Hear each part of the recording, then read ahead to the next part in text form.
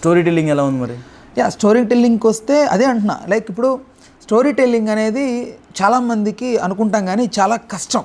Why? Because మనం story రాసేటప్పుడు మనకు నచ్చినట్లుగా రాసుకుంటాం, బట్ ప్రాక్టికాలిటీకి తీసుకొచ్చి దాని డైరెక్షన్ చేస్తూ దాన్ని మనం అనుకున్న విజన్ని ఎగ్జాక్ట్గా స్క్రీన్ మీద ప్రొజెక్ట్ చేయడం అనేది ఇట్స్ నాట్ ఏ జోక్. చాలా చాలా కష్టం అది.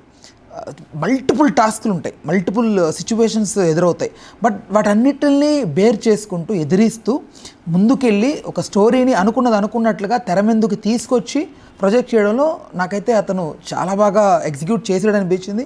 అట్ ద సేమ్ టైం ఎక్కడా కూడా ఆయన ఎక్కడ డౌన్ అవ్వలేదు.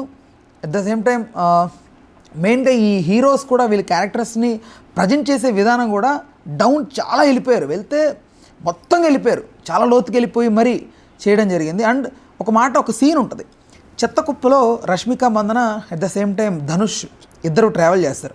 అది చెత్త ఆర్ట్ డిపార్ట్మెంట్ వేసిన చెత్త అయినప్పటికీ కూడా అలాంటి సీన్స్లో యాక్ట్ చేయాలంటే కొంచెం కష్టంగా ఫీల్ అవుతారు.